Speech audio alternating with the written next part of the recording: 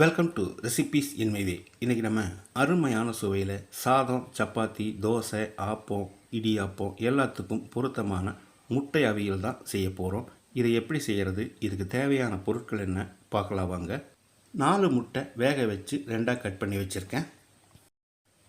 Mixie ஜாரில் 1 teaspoon சோம்பு, 1/2 teaspoon சீரகம், 1 பச்சை மிளகாய், 1 பல் பூண்டு, காரம் அதிகமாக வேணும்னா இன்னொரு மிளகாய் சேர்த்துக்கோங்க, 4-5 சின்ன வெங்காயம்,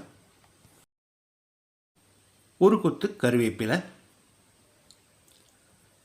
3/4 கப் அளவுக்கு துருவின தேங்காய், 1/2 டீஸ்பூன் மஞ்சள் தூள்,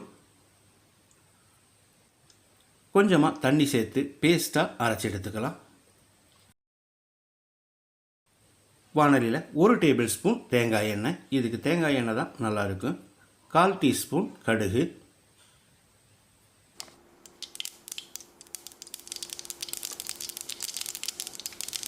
1 கொத்து கருவேப்பிலை,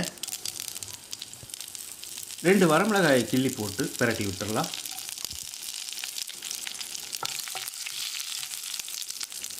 ஒரு பெரிய வெங்காயம் நீல வாக்கில் நறுக்கினது, வெங்காயத்தை செவந்து வர்ற அளவுக்கு வதக்கிடலாம்.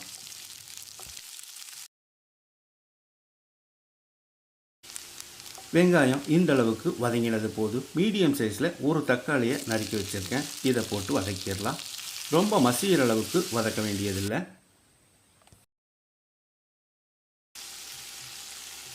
தக்காளி இந்த அளவுக்கு வதங்கினாலே போதும். இதில் நம்ம அரைச்சி வச்சிருந்த பேஸ்ட்டை ஊற்றி ஒரு 30 செகண்ட் பிரட்டி விட்டுடலாம்.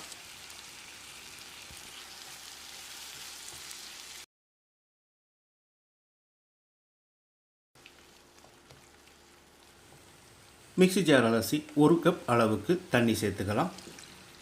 இதோடைய 1 டீஸ்பூன் உப்பையும் சேர்த்து கலந்து விட்டு கொதிக்க விட்டுடலாம்.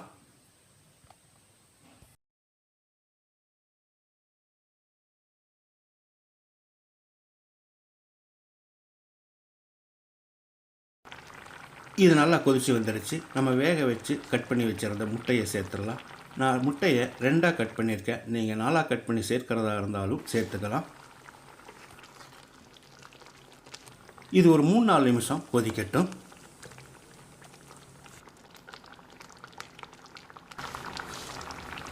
நம்மளோட முட்டை அவியல் ரெடி ஆயிடுச்சு. பொடியாக நறுக்கின மல்லி இலையை தூவிடலாம்.